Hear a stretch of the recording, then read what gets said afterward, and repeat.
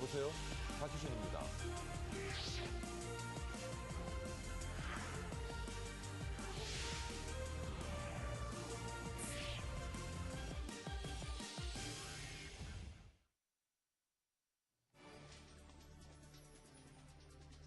머니24 헤드라인입니다.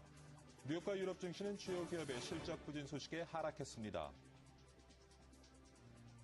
미국 중앙은행인 연방준비제도가 이틀 일정으로 최고 통화정책 결정기구인 연방공개시장위원회 FOMC 정례회의를 시작했습니다. 스페인 정부가 지난 2008년 부동산 거품 붕괴 이후 은행들이 안고 있는 부실 부동산 자산 중 최대 900억 유로 규모를 배드뱅킹을 통해 흡수할 계획으로 알려졌습니다. 국제유가는 경기 우려로 3개월 만에 가장 낮은 수준으로 떨어졌습니다. 국민, 외환, 시티 등 주요 은행 주택담보대출 가운데 깡통주택 가능성이 있는 대출금 비중이 위험 수위에 도달한 것으로 알려졌습니다. 2060년이면 국민연금이 바닥나는데도 무조건 연금 보장이 되는 것처럼 홍보돼 문제가 되고 있습니다.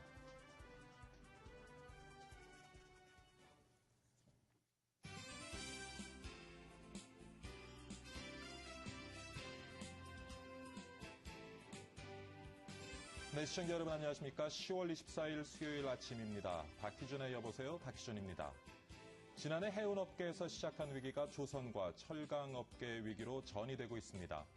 그러자 세계 1위 조선업체인 한 기업은 창사 이래 처음으로 희망퇴직을 시행하기로 했다고 합니다. 그런가 하면 막대한 이익을 냈던 은행권이 올해는 실적이 크게 떨어지면서 비상경영 체제에 돌입했다고 합니다. 그야말로 우리 산업계 모든 곳에 지금 경고등이 켜지고 있는 것 같습니다. 우리 마음도 마찬가지인 것 같고요. 서로가 서로에게 조금씩 위로가 되어야 할 위기의 시대인 것 같습니다. 자, 박희준의 여보세요. 첫 소식은 지난밤 글로벌 마감 시황부터 점검해 보도록 하겠습니다. 박지은 외신캐스터가 준비하고 있습니다. 박지은 외신캐스터.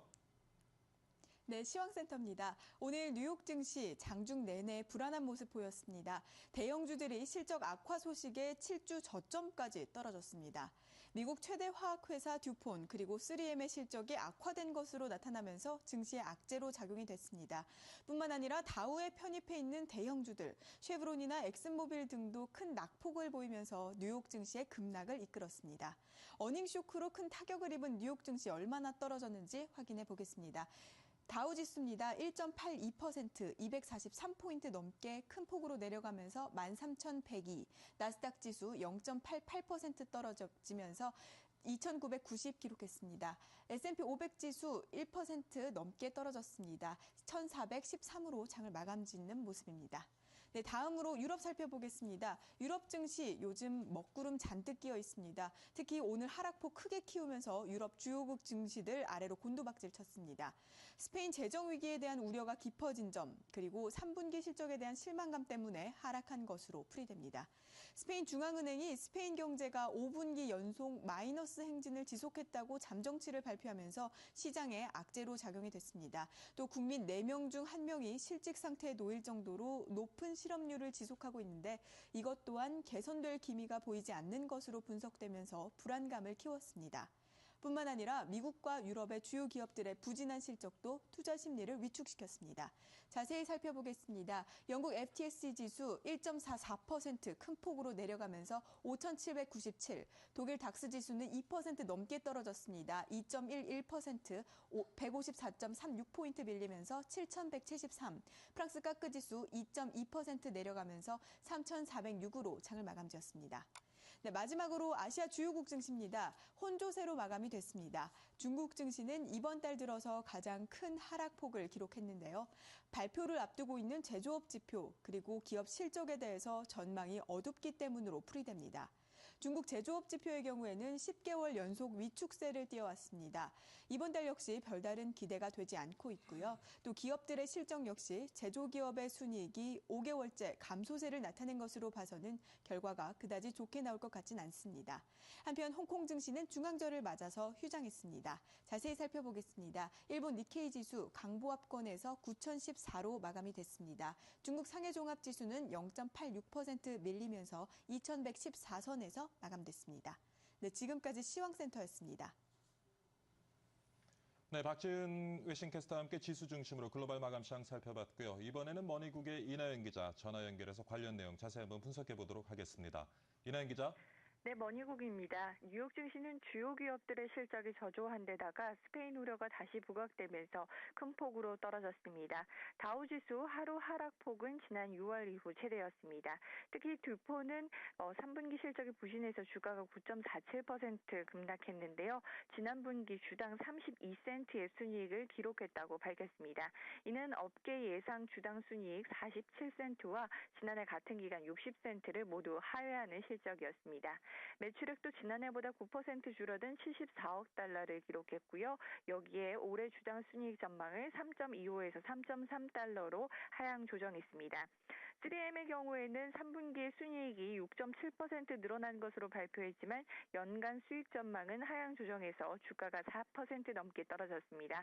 애플은 아이패드 미니를 내놨지만 예상보다 높은 329달러의 판매 가격을 책정하면서 주가가 3.23% 하락했습니다. 하지만 일부 종목은 실적 효과에 상승했는데요. 페이스북은 지난 3분기에 시장 기대치를 웃도는 실적을 내놨습니다. 지난 3분기 중에 5,900만 달러, 주당 2센트 순손실을 기록했다고 발표했는데요. 이는 전년 동기에 2억 2,700만 달러, 주당 10센트 순이익에서 적자로 돌아선 것이었습니다. 하지만 일회성 비용 등을 제외한 조정 순이익은 주당 11센트 흑자를 기록했고 시장에서 예상했던 주당 11센트도 소폭 웃돌았습니다.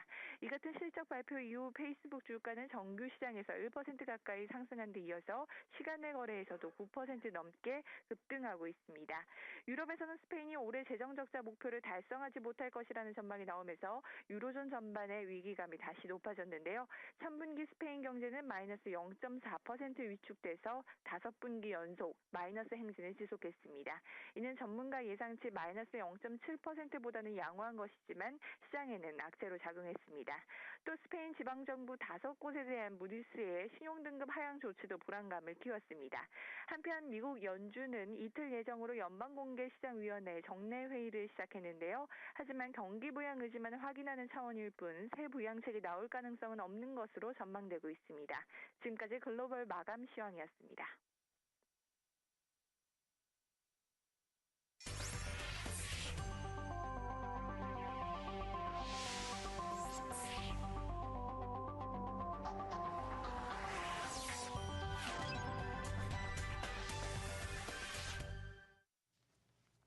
네, 이번에는 아침 신문 매일경제와 함께 오늘의 주목해야 될 이슈 분석해보는 시간 가져보도록 하겠습니다. 오늘 이 시간에는요, K더인베스트 김한수 대표 스튜디오에 나와 계십니다. 안녕하십니까, 대표님? 네, 안녕하세요. 아직까지도 그 회사 이름이 제 입에 잘 안 익네요. 자, 오늘 신문 보면서 좀 얘기 나눠보도록 하겠습니다. 먼저 일면 기사입니다. 선진국서 풀린 돈, 아시아 인플레 위협 이렇게 나오는데 지금 미국과 유럽, 일본까지도 양적 완화 정책을 지금 추진을 하면서 유동성이 많이 공급이 되고 있고 그러한 돈들이 지금 이제 좀 아시아 국가로 몰리고 있다는 얘기인데 관련 내용 좀 짚어주시죠. 네. 2009년 이래로 이제 미국에서 시작된 양적 완화로 인해서 미국 예. 자체의 이제 자산 가격, 부동산 가격 상승이라든가 약간 인플레 조짐이 보이고 있습니다. 그렇지만 동시에 이제 그 미국 그 통화량이 증가함에 따라 US 달러에 대한 가치가 이제 하락할 수가 있는 거죠. 네. 이 환율과 이제 그 통화량 증가에 대한 개념이 사실 조금 이렇게 간단히 설명하기 좀 어려운 개념인데 간단히 말씀을 드리면은 이제 그 미국 달러의 공급이 많아지면서 미국 달러의 돈값이 약해지는 거죠. 예. 그러면은 해외에서 좀 더 이제 돈값이 상대적으로 강한 나라로 자산이 이동할 수 있는 개연성이 매우 큽니다. 예. 그런 결과로 지금 이제 아시아 국가의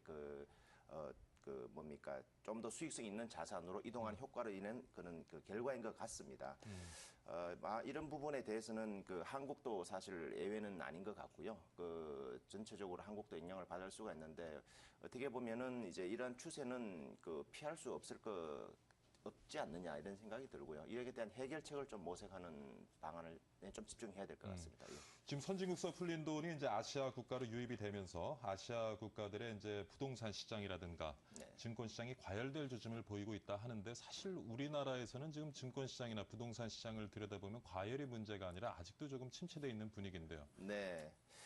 뭐 한국하고 사실 뭐 다른 기사에도 오늘 나와 있습니다만은 그 S&P 500이라든가 코스피 비교를 해보면은 뭐 금년 초에서 조금 한국이 좀 덜 올랐다 이런 예. 의견이 있습니다. 하지만 지금 그걸 아시아 주요국들 보면은 뭐 한 20%까지도 그렇습니다. 지금 예. 네. 주식시장이 예. 반등을 하고 있는데 우리나라는 좀처럼 그런 모습을 좀 보이지 않고 있어요. 올해 같은 경우는 제 개인적 소견으로는 올해의 어떤 결과치만 놓고 보면은 그렇게 볼 수 있는 관점도 있을 수 있겠지만 사실은 이제 금융위기가 2008년도에 발생하고 2009년도 그 1, 4분기부터 금융위기에서 이제 회복 기조에 들어갔는데 2009년 1, 4분기부터 지금까지 한 3년 정도 결과치를 놓고 보면은 사실 주가의 상승은 비슷한 부분이 좀 있습니다. 네. 예를 들면 S&P 500 같은 경우에는 2009년 2월, 3월 대비 지금 해서 한 200% 상승. 우리도 뭐 그때 당 지수가 1000이었거든요. 뭐 그 정도. 그래서 전체적으로 보게 볼 때는 큰 차이는 없을 수가 있지 않는가 이런 생각이 좀 들고 향후 전망으로 놓고 볼 때는 어쨌든 이제 해외 유입 자산이 많이 특히 우리나라 같은 경우는 무역 수지 측면에서 계속 흑자가 나고 있는 상황에다가 이렇게 해외 유입 자산에 도는 경상 수지 측면에서도 유입이 되면은 뭐 상당히 좀 그 국내 인플레 부분에 대해서는 좀 이렇게 조심은 해야 되지 않을까 이런 생각이 듭니다. 아직 우리나라는 인플레를 우려할 필요는 없다는 아직까지 거죠? 그런 뚜렷한 기미를 뭐 보인다고 말씀드리기 좀 어려울 사실 것 근데 같고요. 국내도 지금 경기가 침체된 상황에서 그렇습니다. 미국이 이제 3차 양적 완화 정책을 했고 세계 이제 주요 선진국들이 양적 완화 정책에 이제 공조를 만들어가고 있는데 이런 것으로부터 좀 우리도 좀 수혜를 봤으면 하는데 사실 국내 아까 말씀드린 것처럼 부동산 시장이나 주식 시장 그렇게 좀 활기를 띠고 있지 못하단 말이죠. 네. 뭐 어떻게 하면 이걸 좀 연계를 시켜서 우리가 이거를 좀 이용할 수 있을지. 저는 이제 지금 현재 전 세계적으로 일어나고 있는 양적 완화의 어떤 그 정책 경향에서 우리 한국이 좀 좋은 기회를 좀 잡아야 된다고 생각하는데 근데 국내적으로 주가 상승이라든가 또 자산 가격 상승 같은 부분은 아마 뭐 약간의 그 타임 렉을 두고 발생할 가능성이 좀 있습니다. 그래서 너무 빨리 캐치업되지 않는 것에 대해서 너무 긴장할 필요는 없지 않는가 하는 개인적 소견이 들고 오히려 이런 기회를 통해서 국내 자산이 해외에 좀 더 선순환적으로 투자가 일어나는 그런 기회를 삼았으면 어떨까 이런 생각이 듭니다. 지금 국내에 유입되는 그런 어떤 돈들을 활용을 해가지고 그렇습니다. 우리가 유럽에 지금 재정위기로 해서 헐값에 나온 기업을 조금 적극적으로 인수합병을 한다든지 그런 어떤 기회를 좀 우리가 활용을 해야 되겠네요. 예, 지금 이제 우리 한국의 주요 경쟁국 중에 이제 뭐 하나를 볼 수가 있는 인도나 중국 같은 사례를 보면은 그런 기조가 뚜렷이 보이고 있고요. 뭐 신문에서도 우리 국내에만 해도 뭐 인도의 자본이라든가 중국의 자본이 많은 인수합병을 하고 있고 또 일본만 해도 최근에 중국 팍스콘이 뭐 이렇게 일본의 자산을 매입한다든가 하는 것을 볼 때 시사하는 바가 많이 있습니다. 그래서 오히려 이제 국내 원화가 강세가 되는 이런 기조를 이용을 해서 해외의 국내 시장을 확보를 한다든가 기술을 확보를 한다든가 하는 그런 부분에 좀 집중을 할 수 있으면 국내 인플레 효과도 우리가 완화시킬 수 있고 또 미래 성장의 어떤 가치를 확보할 수 있는 기회가 될 수도 있지 않느냐 이런 생각이 듭니다. 물론 이제 투기 자본들이 들어왔다가 급속하게 빠져나가면서 우리가 겪어야 될 인플레이션이라든가 그다음에 여러 가지 이제 부정적인 영향들을 우리가 잘 고려해서 대비를 해야 되겠지만 이것을 좀 잘 활용해서 우리의 어떤 경제적인 그런 영토를 세계 시장에서 확장해 나가는 그런 노력은 충분히 할 필요가 있겠네요. 그렇습니다. 근데 지금 이제 조금 전에 이제 시간을 두고 좀 이런 효과들이 만들어질 수 있다라는 말씀을 하셨는데 사실 들여다보면은 어떤 그런 긍정적인 효과보다는 지금 당분간은 지금 원화값이 계속 올라가면서 우리 수출에 지금 어려움이 예상이 되고 있는데요. 그 부분 좀 짚어주시죠. 이 부분에 대해서는 뭐 어느 정도 우리가 감내해야 될 부분이라고 저는 생각이 들고요. 특히 이제 환율 부분을 이렇게 놓고 보면 사실 환율은 예측하기가 상당히 어려운 지표이긴 한데 우선 옌과 달러 두 개 통화에 대한 원화의 추세를 조금 우리가 봐야 됩니다. 달러 같은 경우에는 1,150원에서 상당 기간 안정 기조를 보이다가 지금 1,100원까지 내려왔는데 지금 무역 수지의 우리 한국 무역 수지의 트렌드를 놓고 볼 때 향후 1,000원대까지 환율이 저는 떨어질 수 있다고 봅니다. 그래서 특히 내년 같은 경우에는 아마 한 1,000원대까지 떨어질 수 있지 않는가 이런 생각이 들고요. 특히 옌에 대해서 보면 옌과 달러를 놓고 보면 옌이 지금 달러에 대해서 1불당 80엔 수준에서 머무르고 있는데 일본도 미국과 같이 양적 완화의 어떤 그 정책을 선택할 가능성이 매우 큽니다. 예. 그러면은 일본도 지금 상당히 그 불경기에서 지금 많이 고생을 하고 있기 때문에 정치적인 이제 이벤트를 앞두고 아마 이엔을 불당 85엔에서 90엔 정도까지 옌 약세를 유도할 가능성이 매우 큽니다. 예. 그러면 이제 우리 원화 입장에서 놓고 볼 때는 달러에 대비해서 한 1,000원대까지 떨어지는 약세 부분도 있을 수 있지만 동시에 옌에 대해서도 1옌당 한 14엔, 15엔 하던 부분이 11엔 정도까지 떨어질 수가 있습니다. 쉽게 말하면 달러보다 옌에 대한 원화 강세의 기조가 더 빠를 수가 있습니다. 그래서 그런 부분들은 그 전체적인 거시경제 정책을 볼 때 예상이 되는 부분인데 뭐 이러고는 인한 그 우리가 수출의 악영향 같은 부분은 감내할 수밖에 없지 않는가 이런 생각이 듭니다. 근데 이제 대외 의존도가 높은 우리나라 경제 지금 상황을 봤을 때 환율이 올라가고 내년에 이제 수출이 좀 힘들어지면은 아무래도 네. 이제 경제 성장률도 좀 더 떨어질 가능성이 있겠고요. 그렇습니다. 그러다 네. 보면은 좀 일자리 요즘 네. 많이 이슈가 되고 있는데 네. 일자리 구하는 것도 더 힘들어질 수 있겠네요. 네, 그런 뭐 부작용은 이제 우리가 좀 아픈 부분인데, 예. 그 경제라는 것은 사이클이 있는 부분이 있는 거기 때문에 이런 상황에서는 이제 수출보다는 내수 시장에 대한 어떤 그 효과적인 정책을 빨리 발굴해서 적용해야 되지 않을까 이런 생각이 듭니다. 네. 뭐 어쨌든 간에 지금 선진국서 풀린 돈이 아시아로 많이 유입되고 있다고 하는데요. 그러한 것을 우리가 잘 기회로 활용했으면 좋겠고 그것이 미치는 어떤 부정적인 영향에 대해서는 좀 미리 대비를 해서 우리 서민 경제 더 힘들게 만들지 않았으면 좋겠습니다. 뭐 지금 신문 보니까 별로 이렇게 기분 좋은 소식들은 없네요. 그 다음에 또 하나 일면 기사 나온 것이 은행 LTV 초과 대출 뇌관 이런 기사가 실렸는데 네. 뭐 먼저 LTV가 뭔지 좀 설명을 해주시죠. 예, LTV는 이제 영어로 loan to value의 뭐 약자인데 그 담보 대출 비율 정도로 보시면 되겠습니다. 그래서 예. 예를 들어서 100원짜리 자산을 대상으로 해서 이제 은행에서 대출을 할 때 뭐 60%까지만 대출을 한다 했으면은 100원에 대해서 60원 대출 나가면은 LTV가 60%다. 이렇게 네. 이제 개념적으로는 볼 수가 있겠습니다. 특히 이제 한국 같은 경우에는 서울이나 그 경기도 지역 같은 경우에는 LTV가 한 60% 정도, 50에서 60% 정도 경우에 따라서 70%까지 뭐 이렇게 한 60% 정도 보시면 되지 않을까 이런 생각이 들고요. 지방 같은 경우는 한 50%까지 되는 것 같습니다. 그런데 이제 100원짜리 자산을 대상으로 60% LTV니까 60원 대출을 했는데 100원짜리 자산이 85원이 되어버린 거죠. 쉽게 말하면은. 그럼 85원에 대해서 60원 대출됐으면은 LTV가 60%에서 70%로 올라간 겁니다. 그러면 60% 가이드라인에서 이게 그 초과된 거죠. 아마 그런 이제 기사를 이제 설명하고 있는 것 같고요. 그러면 좀 지나치게 부동산 경기가 침체되면서 나타나고 있는 현상이라고도 볼 수 그렇습니다. 있겠네요. 예, 그래서 론이란 대출이란 것은 일정 기간 부킹을 하면 일정 기간 이제 있는 것이고 부동산 가격은 이렇게 사이클 따라 움직이는 거니까 사실 LTV 비율이 조금씩 이제 변화되는 것은 뭐 자연스러운 면도 좀 있습니다. 예. 그래서 은행 쪽에서 볼 때는 대출에 대한 원금 회수를 이제 확실하게 담보하기 위해서 그래서 그런 이유를 한 40% 정도 여유를 가져가기 위한 목적을 원래 이렇게 하는 거니까요. 예. 그래서 그런 부분은 있는데 아직 그 크게 우리가 개인적으로 볼 때는 우리나라의 부동산 담보 대출 비율이 LTV가 상당히 좀 낮은 편입니다. 미국의 사례나 이런 걸 볼 때. 그래서 크게 걱정을 하지 않아도 되지 않을까 하는 생각이 듭니다.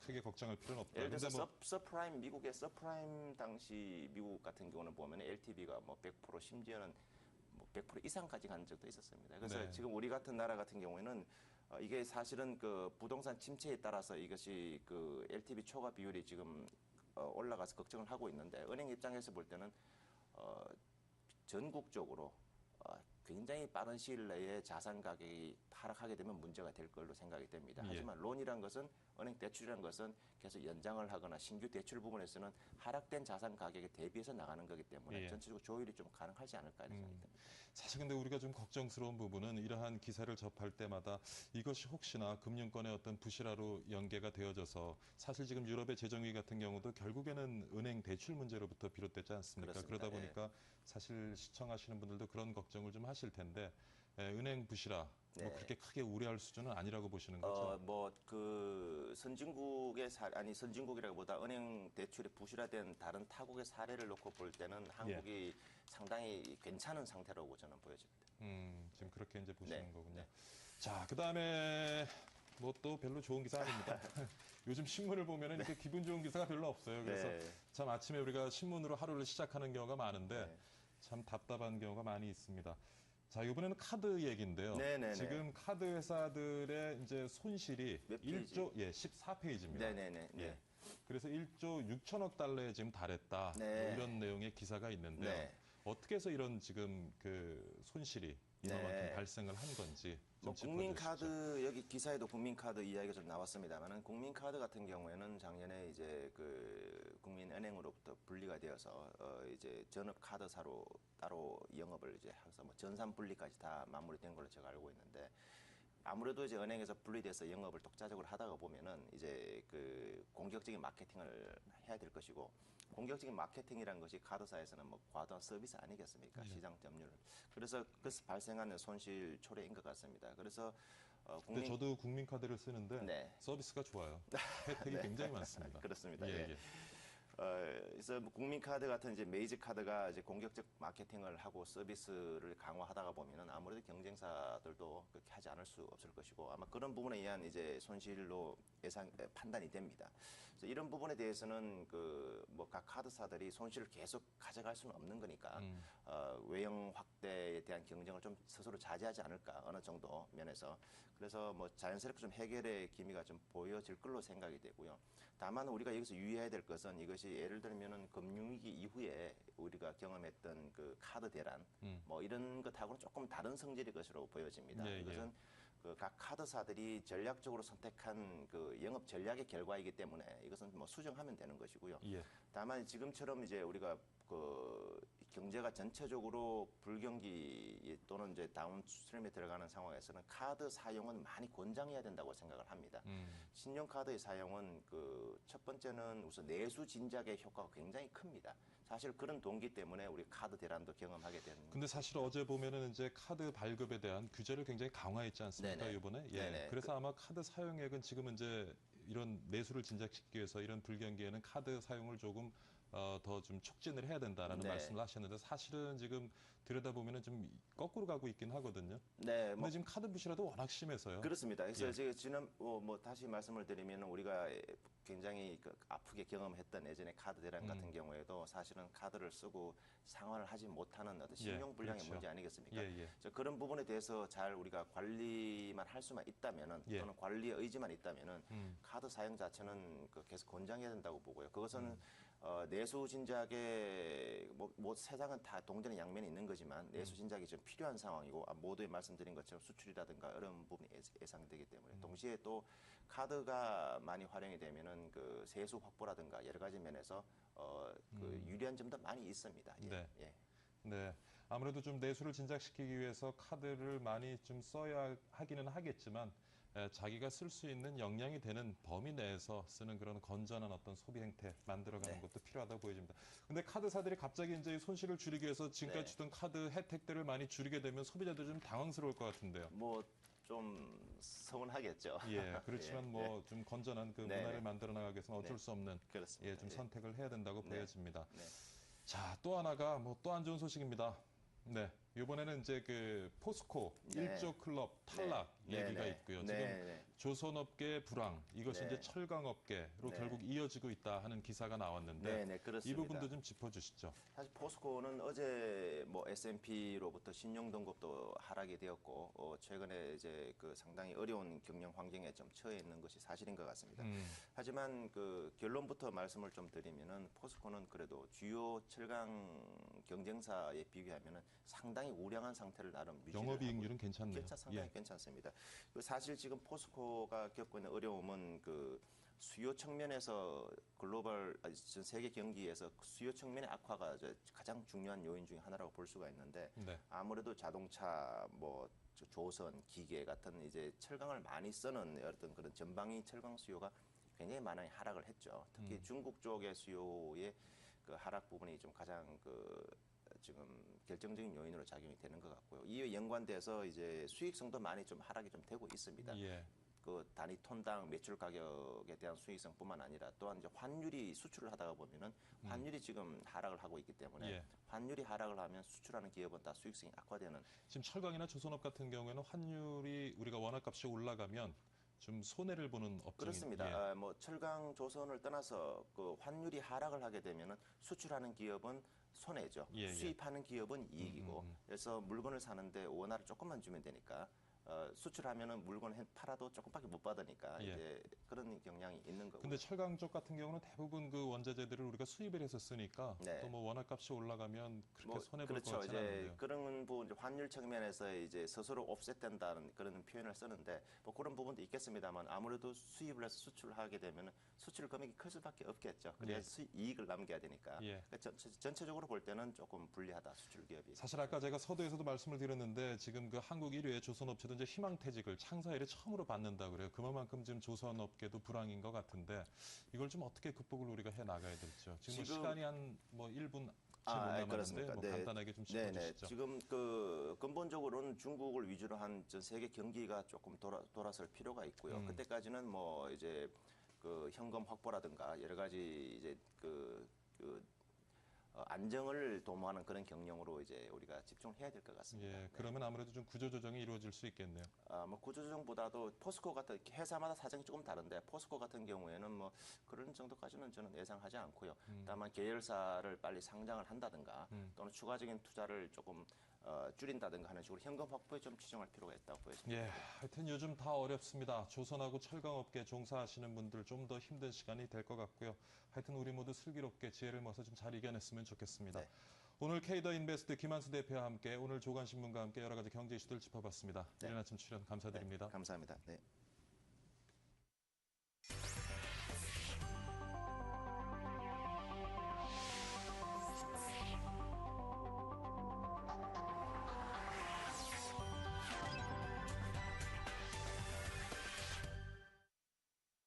네, 박희준의 여보서 1부 마치도록 하겠습니다. 잠시 후 2부에서 준비한 내용은요. 최근 구글 TV의 상륙과 함께 스마트 TV에 대한 관심 지금 높아지고 있죠. 그래서 스마트 TV 시장의 현재와 미래 그리고 우리 경제에 미치게 될 영향 등등 해서 전문가와 함께 짚어보는 시간 가져보도록 하겠습니다. 잠시 후 2부에서 다시 찾아뵙겠습니다. 감사합니다.